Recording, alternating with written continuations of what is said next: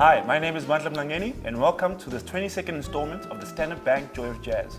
Today I'm graced by the great Wynton Marsalis.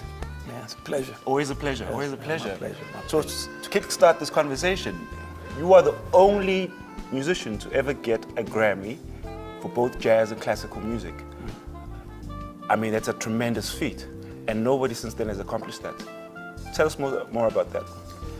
Yeah, I never know how the awards get handed out, you know. Then I was really young, and when I won the Grammy, my daddy, we were getting ready to leave the party after the Grammy, and my daddy had sat through the Grammy show, and he assessed everybody's playing because my father's a musician, and he didn't like what they were playing. So before I left, he looked at me and said, "Hey man, I'm glad you won these awards, but you don't think this means you can play, do you?" So I had to assure him, "No, man, these awards, I don't. It doesn't have anything to do with playing." But in terms of playing jazz and classical music, I grew up, my father's a musician, so I was watching them learn how to play jazz. And then I got into classical music later. And I was fortunate enough to make a record of classical music and to have the chance in New Orleans to study and play in a lot of settings, playing orchestra music and practicing it. And I just got lucky with the awards. It's more social than it is something about your playing. You know, it's Yeah, social. I know, yes, It's like winning the most popular in class or something. I mean, somebody got to be popular, but it's not quality. It's not. It doesn't say anything to your playing. So tell us more about you're in the band with Art Blakey and the Jazz Messengers. That's an institution all on its own. Luminaries such as Lee Morgan, Clifford Brown. That's. Woody Shaw.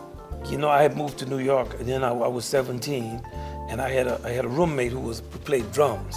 And he played drums with the Heath brothers. He was 10 years older than me, and we used to always sit up and talk about what it would take for me to learn how to play. That night we was living on 100 and something street, and we had a little small TV, and the Twilight Zone would come on as a TV show at 1 o'clock, and we'd look at the Twilight Zone and talk. And he said, "Man, the only way you're gonna learn how to play is if you get in Art Blakey's band, because he's the only person hiring younger musicians who can't play." So he said, "I know the piano player named James Williams, and we're gonna go down to this club he's playing in, and I'm gonna ask James if Art will let you sit in." So I went down to the club. It's called Mikkel's. It's on 99th and Columbus in New York. And Art let James say, "Can you let this young guy play?" And Art said, "Okay." And I played on a song called "Along Came Betty." Well, this song changes keys every measure. You know you know the tune I'm talking about? Man, I sounded so sad on this tune that when I finished, you know, when you play and you're sad, the silence is not good. So I was afraid to stop. So I just kept playing, and then finally I stopped. It was terrible. And Art Blakey looked at me at the end of it. He said, "You sad?" And he said, "We're gonna be in Boston next week." Man, I was in Boston. And I've just followed him around for a while. And in the summertime, he put a band together, did tour Europe, a big band. Me and my brother Branford, Kevin Eubanks, his brother Robin. You know, we had like different younger people playing with his regular group. And then from there, I had the opportunity to play with him. But I learned a lot. I couldn't play at that time. I was coming out of the kind of funk era. And just thank the Lord. He invested in me and took me on and gave me the opportunity to learn how to play. Do you think there's more of a tradition like that in modern times? No, I don't. There's nobody like Art Blakey, I don't think. Him and Betty Carter were the two people with the traditions at that time. Betty Carter also taught a lot of people to play. I'm trying to think, is there a band with that tradition right now? Not that I know of. I think it's about time to start it again. Yeah, we need that. We need that tradition. With us, we have an orchestra, so we don't change that much. You know, we play with different musicians. We have 12 education programs, and we encourage and bring a lot of the younger musicians into the knowledge of the music. But we don't have the kind of touring band where younger people are playing with older musicians. But I think it's a crucial part of the development of a young musician to have that opportunity. I've also been checking out your channel, the JLC channel on YouTube. And then not too long ago, you brought actually young musicians, like a mentorship program of that sort. Is it still in continuation? Yeah, I teach the jazz program at Juilliard, so we have 43, 45 younger students. And I'm always bringing them stuff, you know. I'm always writing stuff to them, sending them stuff to read, telling them to be a part of stuff. I try to teach them really hands-on like my daddy did. Every time I have a chance to do a gig where I can hire them, I do. And I bring them out and expose them to the music and just get them to understand like the seriousness of it and what the tradition of it is.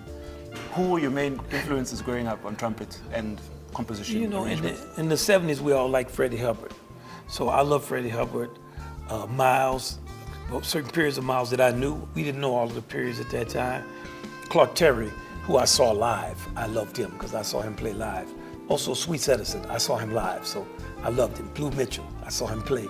Anytime an older trumpet player would come to New Orleans, I would go see them play, and I would be like the only kid there, and I would try to hang out with them and rap with them. So the ones that I saw play live, they had more influence on me just because it wasn't a record, it was in person.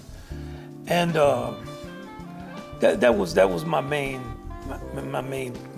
people that I knew and that I loved when I was in high school. There's also an interesting story of you actually, you were on the road not too long after in the 80s, where you went to Texas and you discovered a young trumpeter and you put him on by the name of Roy Hargrove. Roy, yeah, I love Roy. I first heard him, he was in high school, man, he was playing everything, solos, lead.